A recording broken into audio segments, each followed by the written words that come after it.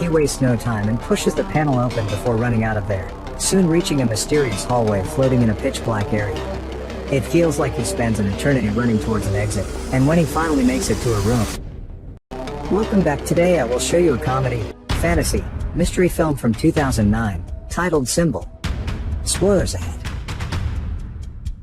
A Japanese man wearing very colorful pajamas wakes up in a white, empty room with no doors or windows and no apparent ceiling.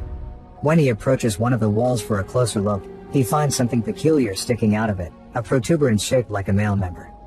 After poking it a couple of times, he presses the tip, which causes hundreds of giggling baby angels to come out of the floor and walls, staying there only for a couple of seconds before they go back the way they come. One thing they leave behind, however, now all their members are sticking out of the wall and floor.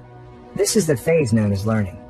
As he sniffs the finger he used to touch the weirdly shaped button, the man screams in fear, followed by crying out and begging for help from whoever may be around, to no avail.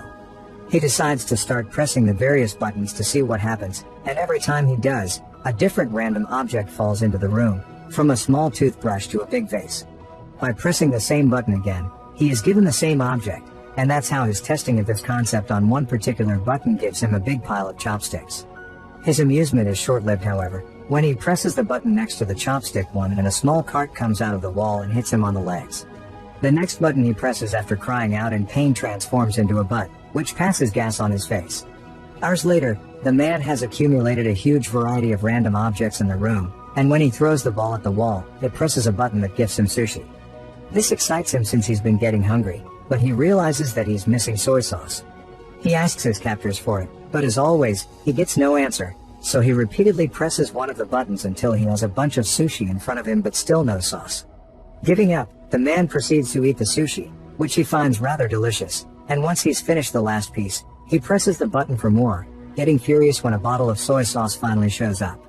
After angrily pushing the bottle out of the way, he presses a different button and gets a pair of old-school 3D glasses. When he puts them on, he manages to see a baby angel pointing at his member, and the man gets happy because he thinks he may have found the answer. However, after pressing that particular button, all he gets is a countdown and a giant butt appearing from above to pass gas on top of him. Some hours later, he's read 5 volumes of a manga that he finds very entertaining, but when he presses a button to get the 6th, he gets the 7th instead. Frustrated, he starts trying other buttons, which give him 8 and 9 but still no 6. The last button he tries, though, has an important surprise for him. It opens a section of the wall that hides a door behind it.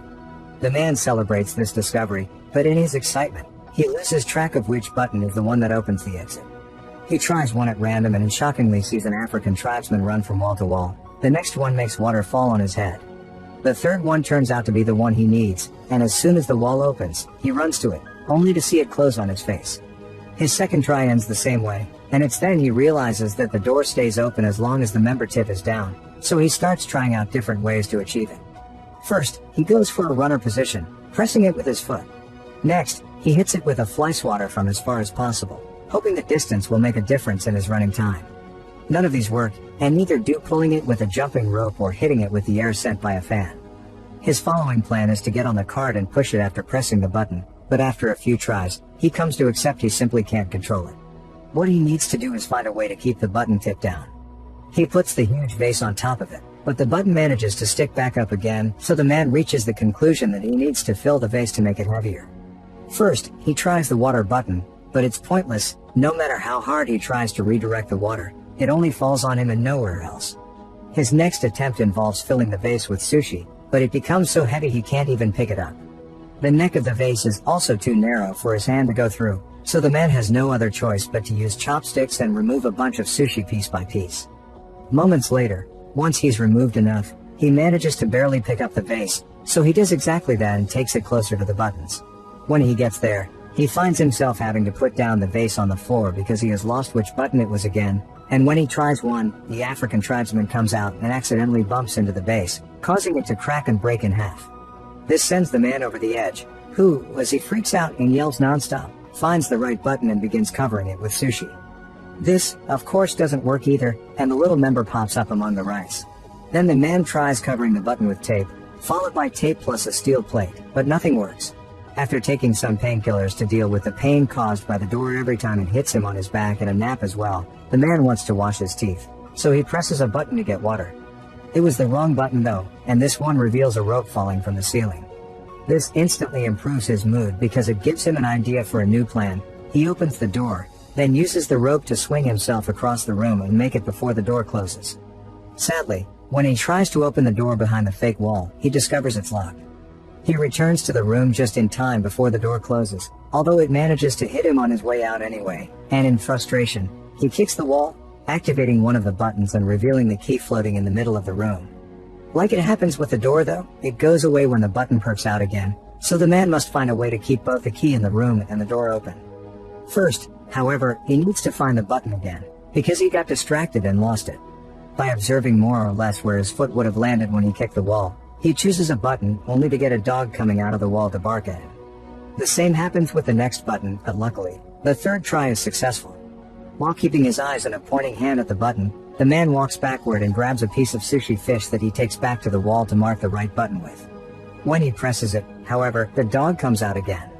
This time he finds the button faster and proceeds with his plan. He makes the rope appear and swings on it to reach the different buttons, but it is still enough. As he falls to the floor, he sees a plunger he had gotten from one of the many buttons, and gets an idea on how to solve his little issue. He can use the plunger to touch the wall and push himself farther. After one failed attempt, the plan goes smoothly, and the combination of swinging on the rope and pushing himself with the plunger allows him to press the button key, grab the key, press the door button, and reach the door before it closes. He wastes no time and inserts the key in the lock, quickly turning it, but when he tries to open the door, he finds a nasty surprise. It also has a separate lock on the top that requires 3 numbers to open it. The man rushes out, getting hit by the door as it closes, and in frustration, he throws the plunger at the opposite wall, activating the button that releases the African tribesman. As he watches him walk by, he realizes something. There are 3 numbers painted on his forehead, which must be the combination he needs. Since the time behind the door is limited, the man goes through the process of doing the whole swinging on the rope and jumping deal 3 times, 1 for each number to be put in. The 3rd time, he stays there and opens the door, which is a bit stuck and he has to push extra hard to open it. When he finally manages to do so, the piece of wall behind him closes, leaving him trapped and without enough room to finish opening the door. Devastated, the man sits on the floor and starts crying, remembering all the fun he had with the objects he had gotten from the buttons. He had been locked there too, but at least he had room to move and entertainment, and now he realizes he didn't appreciate what he had while he could. Suddenly, he feels a breeze on his face coming from the left wall. As soon as he touches it, he finds a crack that indicates it's a fake. He wastes no time and pushes the panel open before running out of there, soon reaching a mysterious hallway floating in a pitch-black area. It feels like he spends an eternity running towards an exit, and when he finally makes it to a room, his hair is longer and the colors of his pajama have faded. This room is also empty and the door he uses closes as soon as he enters, but instead of baby angels, here there are adult ones, who also disappear into the wall and only leave out their members to be used as buttons. This is the phase known as practice. Meanwhile, in a city in Mexico, little Antonio's family is worried because the father, a wrestler known as Escargot Man, is behaving more taciturnly than usual. His wife thinks it may be because this next opponent is much younger than him, but the grandfather points out that what matters is experience, not youth. Escargot Man is picked up by his daughter's sister Karen on her truck and she drives him to the wrestling ring so he can start getting ready early, which includes changing clothes and praying to the Virgin. At school, Antonio is being bullied by his classmates for betting on Escargot Man, calling him a weak loser. As the time for the match to start approaches, Sister Karen takes her van again and picks up Antonio and their grandfather to take them to see Escargot Man in action.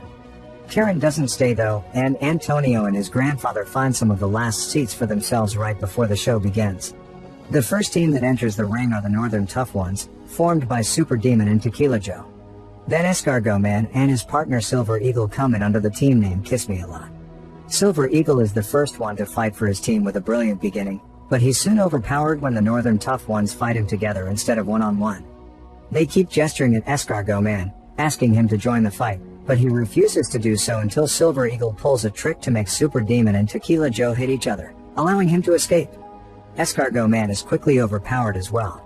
But just when his opponent is about to hit him with a chair, the man in the mysterious room presses a member button and causes Escargot Man to magically extend his neck and knock out both opponents with a hit of his head. In the room, nothing happens, which calls the man's attention, so he keeps pressing the same button, causing Escargot Man to knock out Silver Eagle, the referee, Antonio, and even the bell. Seeing no results, the man starts trying out different buttons. One causes the singer of a metal band to breathe fire above his audience during a concert in Los Angeles. The other makes a Russian magician fail his trick when he tries to make his assistant disappear, and the third one makes a man in China bark at his own dogs. The man is about to give up when he sees some light coming from above and notices that unlike the last room, here there is no ceiling and he can see the angels flying around in the distance. He decides to try something completely new this time. Instead of pressing the member buttons, he will use them to climb the walls. It works, and every time he grabs a button with his hands or steps on them with his feet, something amazing on Earth happens, from flowers blossoming to an elephant dying. The highest he goes, the more complex the effects become. It's not only nature anymore, there is also humanity and both the little and the big things, like a toaster and landing on the moon. By the time he makes it to the top, both the man's hair and beard had grown long, and he doesn't need to hold on to the wall anymore. Now he can float as well, just like the angels, and using all his experience gained from the training at the previous rooms, he embraces his role of God and begins choosing humanity's biggest hits on purpose instead of randomly pushing buttons. By the time he's done, he's surrounded by feathers instead of walls, and he enters a glowing portal that takes him to the last room. This one has the continents on its walls and a huge member button that the man is about to press. This is the phase known as future. Make sure to subscribe and turn on notifications so you can watch more videos like this. Thanks for watching.